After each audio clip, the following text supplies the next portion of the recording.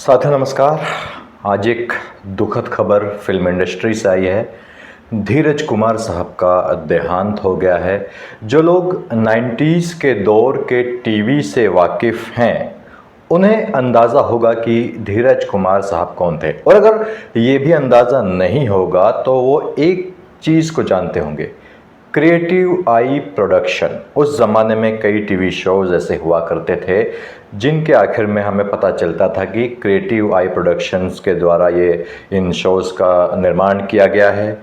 Creative I production के जो मालिक थे वो धीरज कुमार साहब थे, और धीरज कुमार साहब खुद भी एक्टर थे।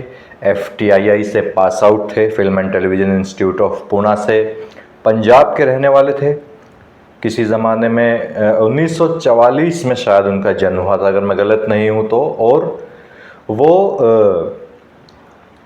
उस कॉन्टेस्ट का हिस्सा थे। वो एक टैलेंट हंट हुआ था, आपको याद होगा, राजेश खन्ना साहब जिस टैलेंट हंट शो के ज़रिए जिसके विजेता बने थे, और फिर उस शो के ज़रिए, उस टैलेंट हंट के ज़रिए राजेश खन्ना साहब को फिल्में मिलनी शुरू हुई थी।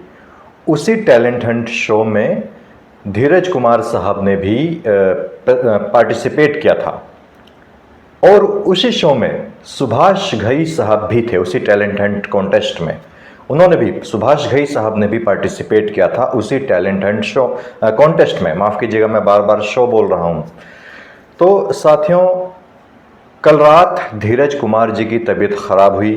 धीरज कुमार जी को सांस लेने में दिक्कत हुई। उनको जल्दी से हॉस्पिटल ले जाया गया। कोकिलाबेन धीरू भाई अंबानी मुंबई का बहुत बड़ा और मशहूर हॉस्पिटल है, वहाँ उनको ले जाया गया। उनको निमोनिया की शिकायत आई। डॉक्टर्स ने उनकी जान बचाने की काफ़ी कोशिश की। ICU में उनका ट्रीटमेंट किया गया, उन्हें दिया गया।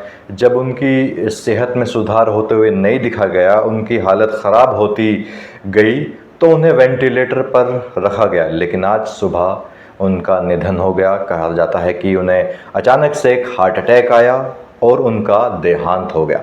साथियों, धीरज कुमार साहब पुराने ज़माने में 70s और 80s में, 80s के मिड में इन्होंने कई फिल्मों में काम किया, और लगभग हर एक्टर के साथ धीरज कुमार जी ने काम किया। इनकी पहली फिल्म थी 1970 में आई रातों का राजा। ये फिल्म पहली बार, इसमें धीरज कुमार जी ने अभिनय किया था, और इस फिल्म में शत्रुघ्न सिन्हा साहब भी थे।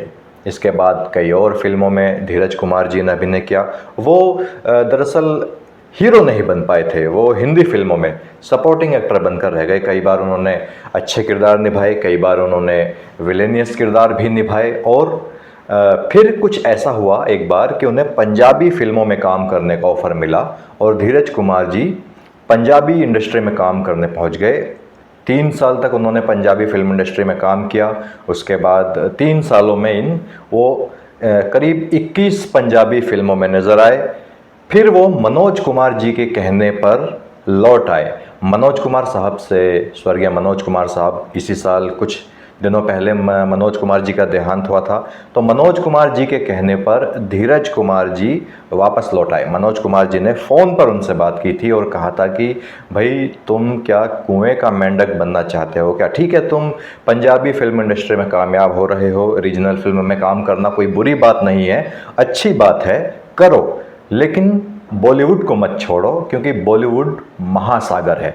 और मनोज कुमार जी इस बात को जानते थे अच्छी तरीके से, प्लस इनके शुभचिंतक भी थे। और एक और बात थी जो मनोज कुमार जी ने ये बात धीरज कुमार जी से कही थी, वो ये थी कि उन दिनों मनोज कुमार साहब अपनी फिल्म रोटी कपड़ा और मकान को बना रहे थे, उसकी शूटिंग चल रही थी, और मनोज कुमार जी धीरज कुमार जी को एक रोल में लेना चाहते थे। पहले किसी और एक्टर को उन्होंने उस रोल में लिया था, फिर वो एक्टर अवेलेबल नहीं हो पाया, तो मनोज कुमार जी ने धीरज कुमार जी को उस रोल में काम करने को कहा।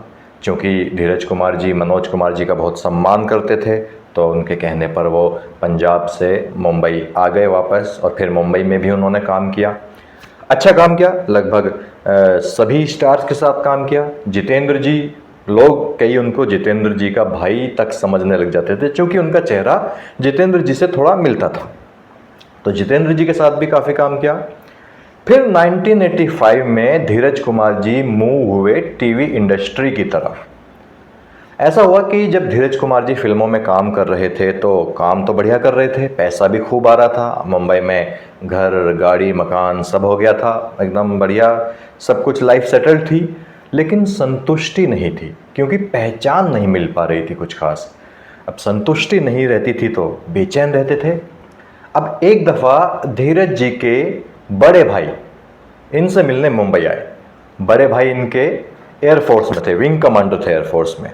तो बड़े भाई साहब इनसे मिलने आए। उन्होंने जब इनसे मिले तो उन्हें आभास हो गया, अंदाज़ा हो गया कि धीरज कुमार कुछ परेशान हैं। उन्होंने धीरज कुमार जी से परेशानी की वजह पूछी, कहा कि भाई तुम थोड़ा परेशान लग रहे हो, बताओ परेशानी की क्या बात है।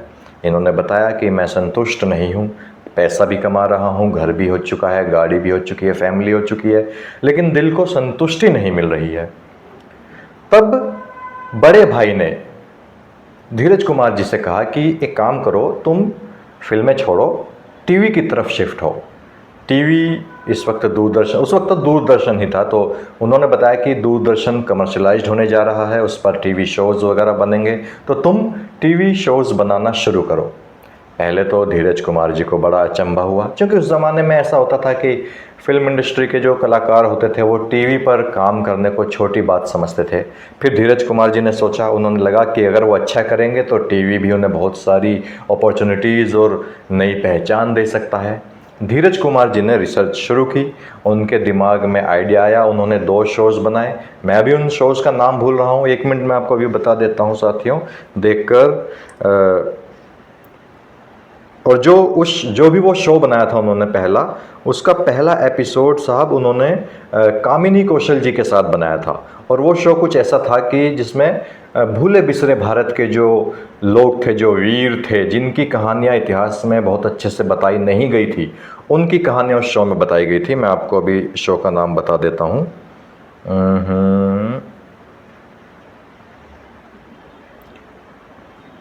शो का नाम था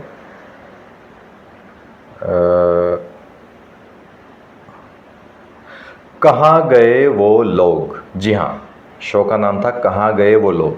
दरअसल उस वक्त 2 शोज़ बनाए थे धीरज कुमार जी ने।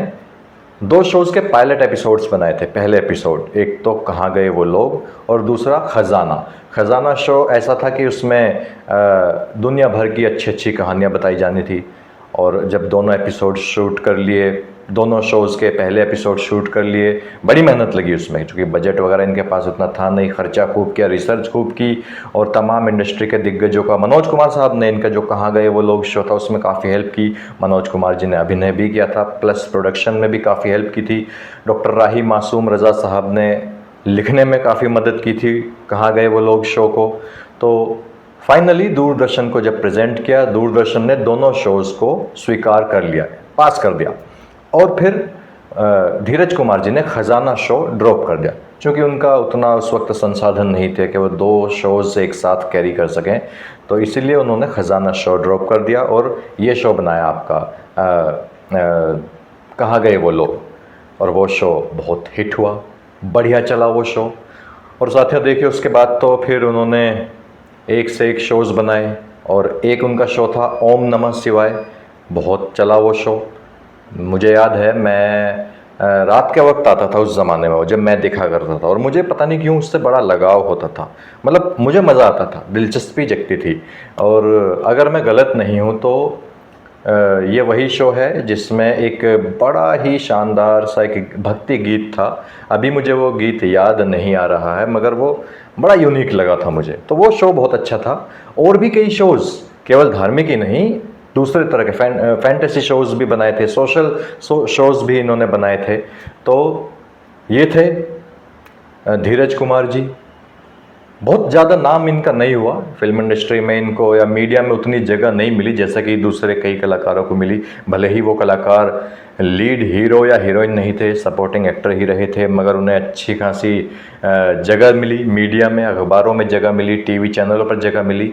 धीरज कुमार जी को उतनी जगह नहीं मिली, हालांकि वो डिज़र्व करते थे, क्योंकि उन्होंने बहुत कुछ दिया। हम 90s में बचपन जीत चुके लोगों को, या उन लोगों को जो 90s में अपनी जवानी का दौर बिता चुके हैं, अर्ली 90s में या लेट 80s में, उन लोगों के लिए दूरदर्शन पर उन्होंने एक से एक शोज़ बनाए और फिर बाद में जब तमाम दूसरे टीवी चैनल्स आ गए तो उसके लिए भी उन्होंने शोज़ बनाए। आज धीरज कुमार जी इस दुनिया में नहीं हैं। मैं उन्हें नमन करता हूँ। जय हिंद, जय भारत।